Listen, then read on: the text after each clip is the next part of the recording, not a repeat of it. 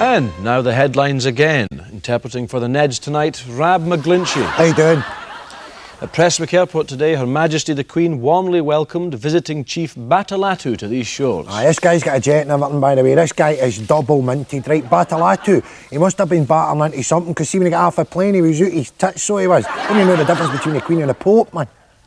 The Copyright Control Board today announced a major crackdown on individuals selling illegal pirate videos to the public. I don't know anything about pirate videos, so I couldn't possibly comment on that. Look at me, man, I'm taking a pure beamer and everything, man. I don't know nothing. What?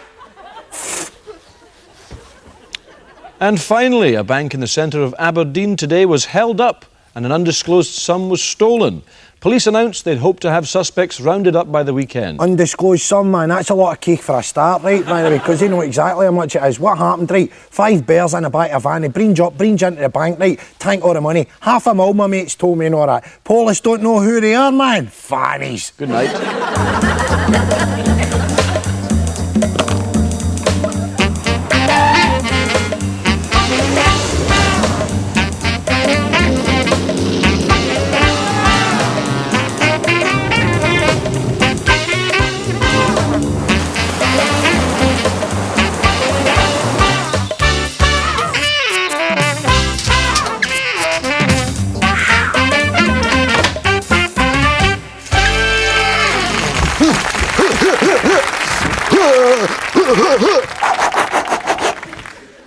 What are we doing? I don't know, the karate stuff, I see people doing that when they come onto TV. Yeah, but it's not for us, is it? No, it's not for us. Hi there, I'm Ford Kiernan. And I'm Greg Hempel. Welcome to Chewin the Fat, right here on the telly. In our living room. I got to tell you, Ford, I'm feeling a cocktail, a devilish cocktail of excitement and fear. How so? Well, you know, I'm just not sure when we should sort of start firing in with it. It's always that way when you introduce yourself. When do you fire in with the gags, the funnies, the lines, the smiles? Greg, let me put your mind at rest. We don't have to write these sections, right? This is us at home being spontaneous and all the rest of it, because that's the kind of guys we are. We're spontaneous, aren't we? Oh, yeah, we can come up with the funnies. Yeah, that's right. Gotta keep the vibe. Well, how are we going to do that? Well, I've been listening to some radio. And what they tend to do on radio is, you know, what they'll always do is they'll talk about things that you can't get anymore. Retro things? Yeah, people love that stuff. Yeah, like that telly and all that? Yeah, absolutely. People go crazy for that kind of thing. Sweets of yesteryear. Yeah. You know, like Pacers. Oh, or Spangles. Yeah, and games too, you know? I can hear them laughing already. Think, Kerplunk. Oh, Kerplunk. Oh, or Twister. That's all we got to do is talk about that stuff. They'll go crazy for it. Yeah. Well, it's telly, right? We've got a visual prop. That's what we need. Buckaroo. I've got it through there. Buckaroo. Everybody remembers Buckaroo. We could set it up and, you know... Oh, for the next time that I come back and chat, we could have the Buckaroo there, hanging the wee things on, everybody going, oh, I remember I used to do that. Oh, that's a nightmare, man. Horse kicking and everything. Right, I'm going to go and get it. We've got it? Yeah, we got it. Fantastic. Oh, listen. Yeah. Remember, spontaneity. Just keep the party warm. Greg, Keep the... safe hands. Just keep it... Safe hands. Okay.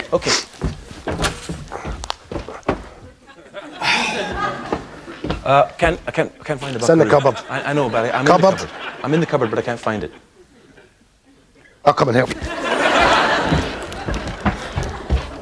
Who's next? Oh, here he comes. Is the guy Scottish? I think so, yeah. Hi, your name is? Ronald Villiers. Okay, and you're with? I'm just here myself. No, what agency are you with? Oh, right, would they come and pump? Okay, this is Rick. Hello there, Rick, how are you? Rick produced Next Generation, Deep Space Nine, Right. and Voyager. Oh, that's lovely, that must keep you right busy and all that. Yeah, it's very, very busy. Okay, we're casting in Scotland for the new Star Trek film. Right. And basically the part you'll be reading for is Communications Officer Scanlon. Right. We want to try and keep the spirit of the original movie. Oh, aye. So the fans are screaming out for a Scottish character. Like Scotty or something like that. Yes, like And Scotty. a loads of physics captain. That's right. And a load of dilithium crystals and that, all that. I'll just set the scene for you. Then Captain Picard is Right, sitting... Captain Picard, I like him. He's that distinguished, isn't he, with his big baldy head and all that. Make it so... Okay, the bit we want you to do is... Earl Grey hot.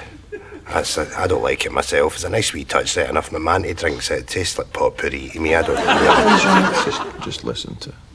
Okay, so the situation is the Borg has appeared off the starboard bow. Right. And Picard asks you for a status report. Is he? Right. So aye. Rick will read in Picard's lines. Right. Officer Scanlon, status report. All right, me. That's the Borg wanting a word with you, Captain. It's okay. We don't have a script for this, Ronald, so basically, because it's been kept under wraps, it's a big we want you to secret. just... We want you to just improvise. Right. Say something like, for instance, the Borg are hailing us on all frequencies. Captain Picard. Yeah, something Officer like that. Scanlon, status report. That's the Borg on the phone for you, Cap. Okay, hold it there. Deep space, no phones, the 24th century. That's right, there's no any. You never see them on the phone. Right. Officer Scanlon, status report. That's the Borg on the big screen for you, Captain. They never phoned or nothing. They just appeared a word. Just close the door on your way out. Well, live a long time and prosper then. Engage. I can do Chewbacca. Oh! Who is he with? Would he come and pump? Make a note of that. Right, William, this is Stephen. It's his first day here at the school, and it's your job to show him about the classroom. Make sure he gets to know everybody, okay? Yes, miss. Right. Right. Wank, wank. Good guy. Wank. Good guy, good guy. Wank. Wank. Good guy. Wank.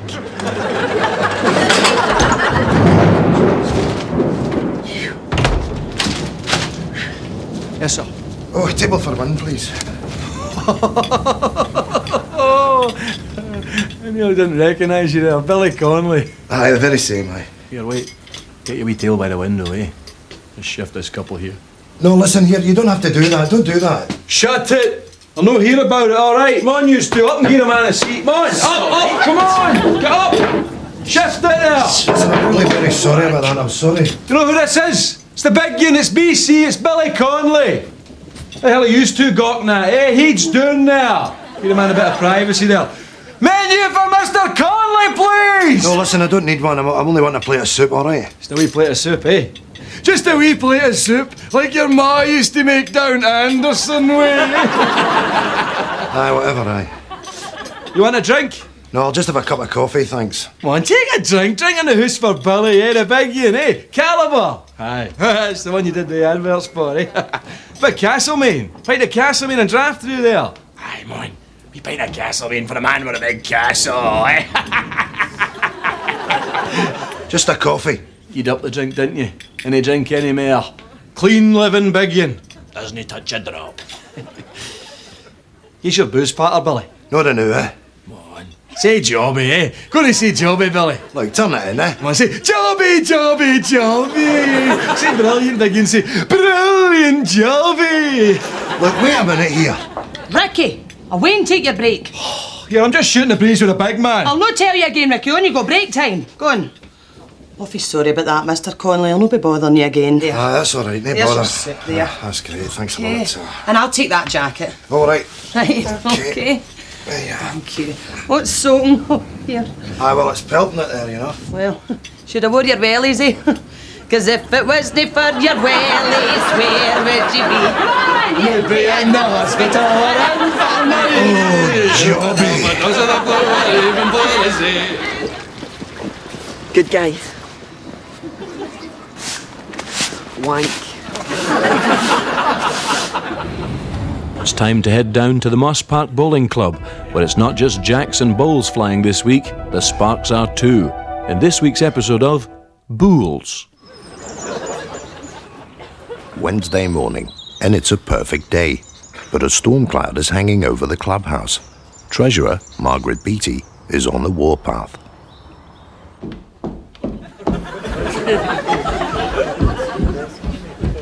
Here, Sammy. You've not even finished the toilets yet. Somebody could slip in there, that's all. We need a bloody claim. Come on. I'm awfully uptight today. See, for any bowling club to operate, everybody knows it needs proper funding. And that means getting your money off your members in time. You take Danny Watson, for instance.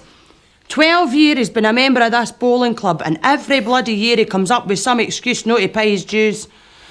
Well, this year's been no different, so he was geared to this morning to pay them. He still hasn't paid them, so I have to suspend them. He's just chancing his arm because he's a popular fella. And he's in the semis. With Danny Watson in the semi-final of the regional playoffs, the club hold an emergency general meeting to vote on his expulsion. Danny paces nervously in the corridor of the clubhouse, yet the bowler remains in good spirits. Oh, I'm in good spirits. I had a big electric bill there, you know, that held me back for paying my dues and whatnot, but can't he bag me, but, you know, I'm well liked. I get on with everybody, you know. Besides, you know, I'm in the semis. Gave him the bullet. Aye, out in his ears. Bampot was me a 10 spot. Sin Dial. He's an arsehole, really. Right, unanimous. He's humped. Go and bring him in. You see his face, I'm going to be too hard. Good people, that. Come in, Danny. Oh, right you are, Bags. How are you, darling? All right. Hey, Sam.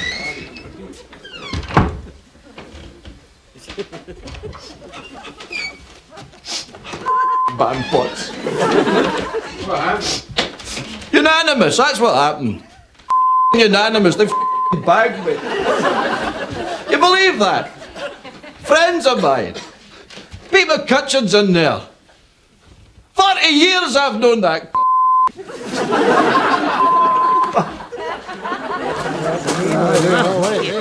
It's the day of the semi-final. Pete McCutcheon, a defeated quarter-finalist, is brought in to replace Danny. Well, I don't feel awkward, you know, because, well, Danny and I are good pals, you know. It's unfortunate, but that's the way it is, you know. I hope he's happy for me. What do you? Right. It's late in the game. Things are not going well for Moss Park Bowling Club, and Pete is losing badly. Suddenly, outside the grounds, drama unfolds. Away you go, you steady!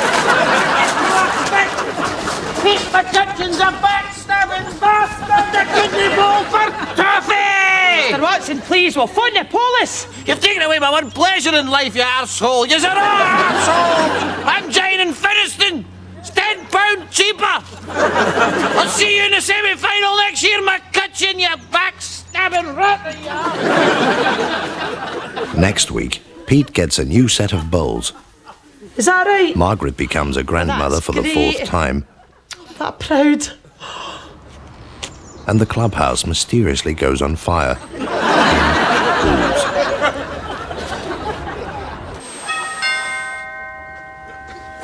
Hello, I'm here to audition for Crime Watch. I'm a bit embarrassed. What about? Oh, you know, in that first section, we said we were spontaneous and witty and all that off the cuff, and then I'm left sitting there like that. I know, came out and did all that karate stuff. We talked the talk, we didn't walk the walk. I had a whitey. It's bad news, isn't it? Do you think the audience have already tippled? What, rumbled that we're not comedians or comics? Yeah, we've been found out, haven't we? Well, how long can you go before you get fun out, is the question. Yeah, I hope they don't find out till about show 5 or show 6 or something, you know? Do you think that, how long could you get away with being a footballer, for example?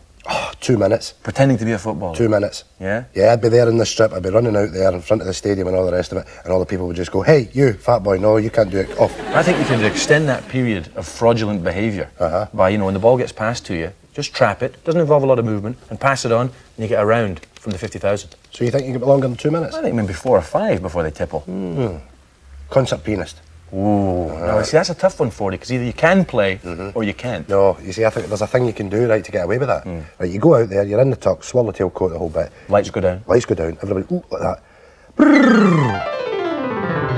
With the thumbs. You know that thing they do? yeah, and then back up the way. Brrrr.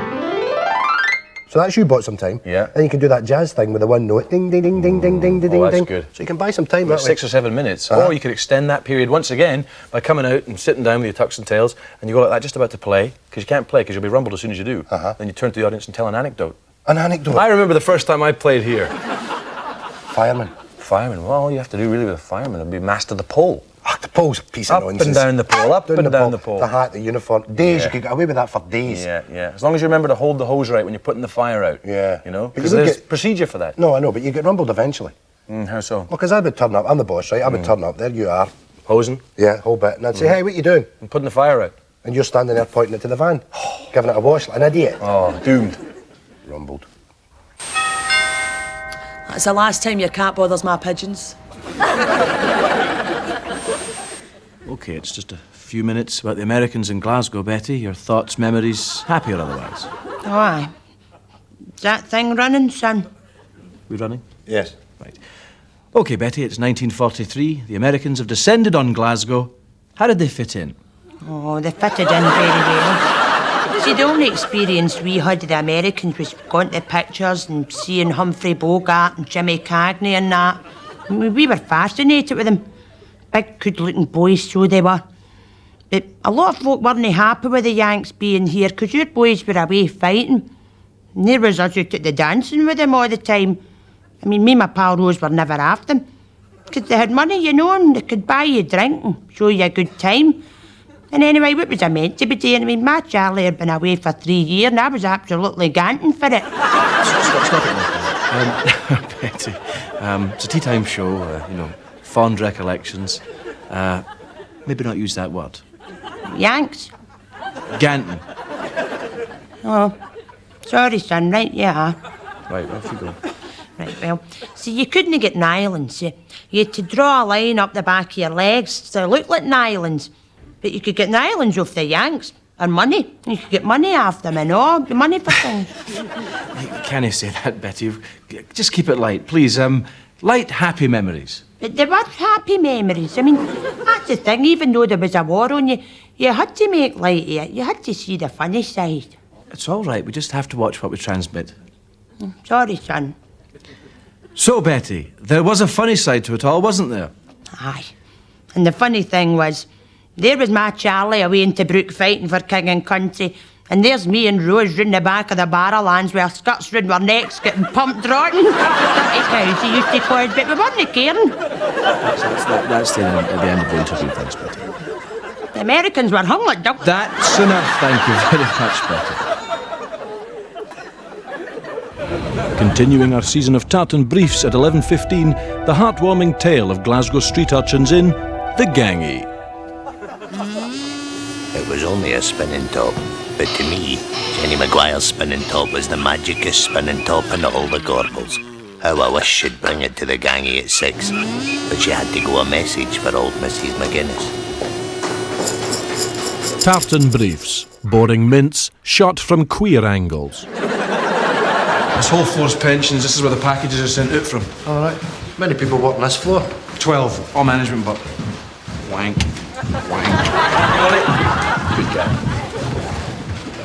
So there he is in all his glory, of course, the King, E.P. Elvis Presley himself. This one from Elvis Presley Enterprises. If you want to get a hold of this doll, I'm afraid you're too late. Stock is completely gone. Goodbye, sir. Okay, see you in a minute. We're still on. Do the cigarette lighter. Right, okay. What we have here is the Pomone cigarette lighter. Waffle, you've got to fill 45 seconds. Look at that gorgeous sort of maroon-coloured enamel on there. That's a beautiful piece of work, that.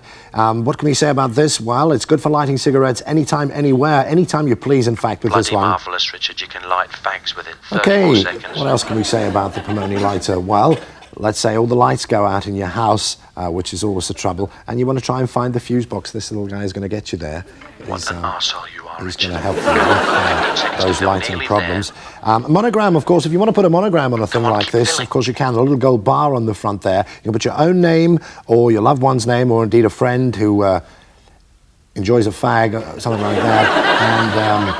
And come on, you stuttering prick. And of course, if you have a thread hanging off your jumper or something, you could burn it off with this, and then you're sorted. John is after the break.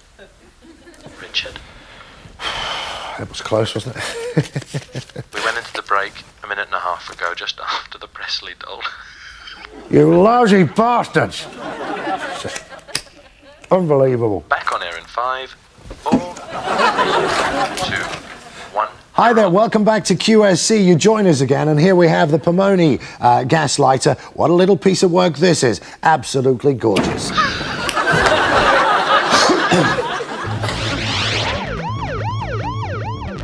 The exhilaration produced by speeds can become very addictive. This speed demon, for example, is pushing his vehicle to its limits, reaching speeds in excess of 18 miles per hour. He may call it great fun, but to the Highland Patrol, it's reckless endangerment.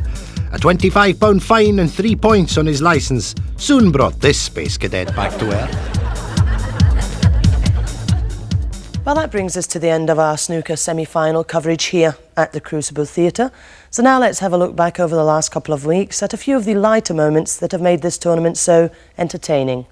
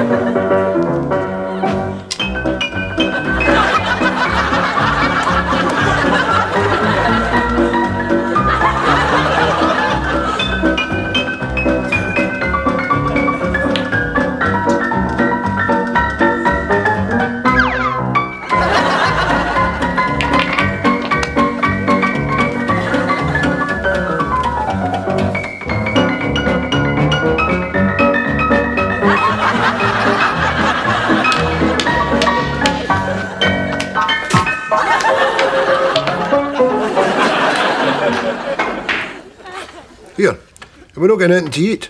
I fancy a pot noodle. Do you want one? No, not for me. They things are no use to me, you know. Do they give you the pip? No, it's not that. It's just that I'm half all that junk food at the minute, you see. You want a sandwich?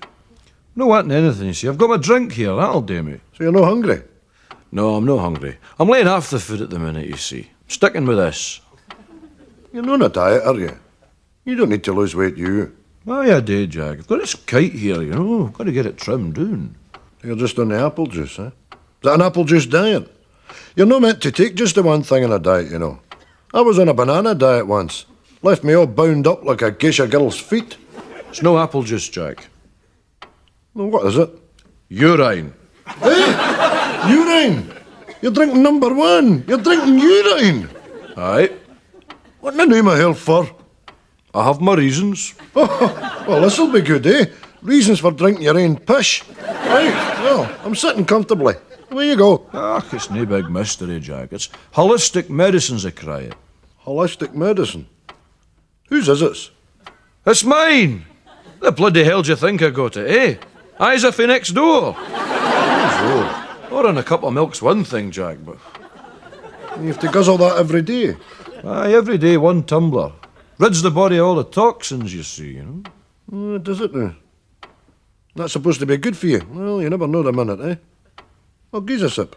Got to drink your own, Jack. I'm no needing. Anyway, I might not like it. No sense of me running in there and filling up one of your good tumblers and then me no finishing it. Just give us a drop of that.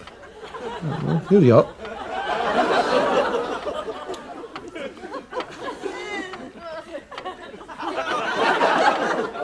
That's no bad, eh? But do me a spot of lemonade, mind you. Aye, you're right there, Jack, you see. But that's the thing, you see. You're not allowed lemonade with it, you know.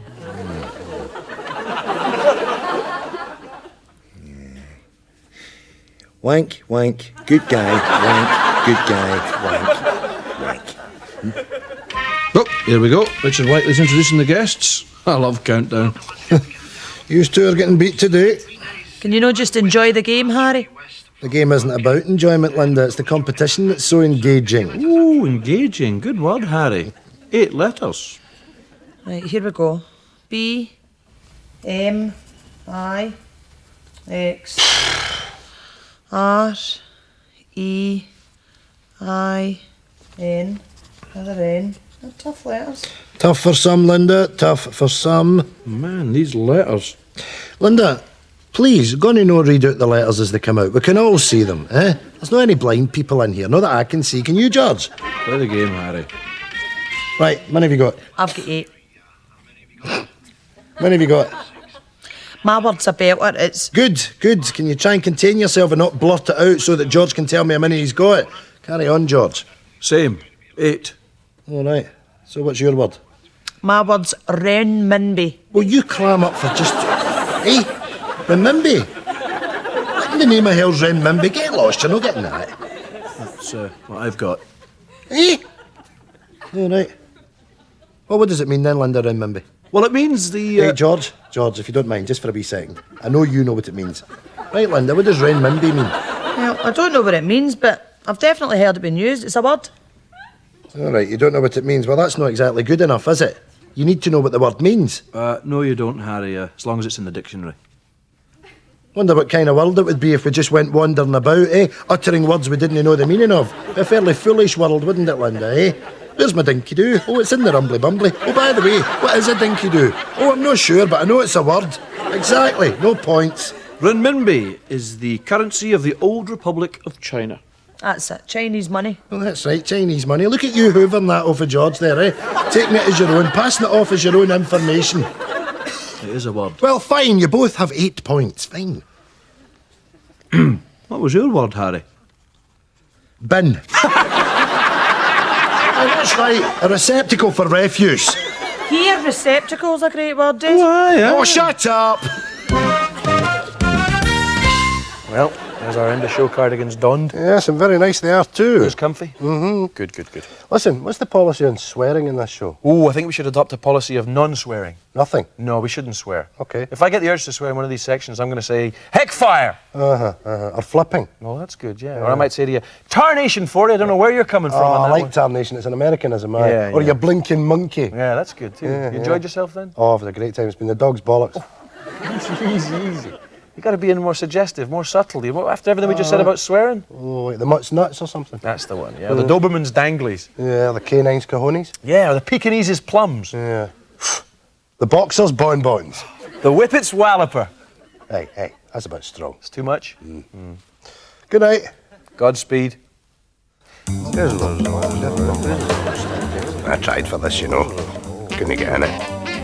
Went over backwards to accommodate them all different voices, funny characters and all that, but they just wouldn't wear it. I think it's the type you've got to be, you know, going to parties and all that and wild stuff and all that, and you're just in with the in crowd. I live with my sister. You know, I'm just not the type. I would have liked it though. I've only ever been the Corpse and Taggart.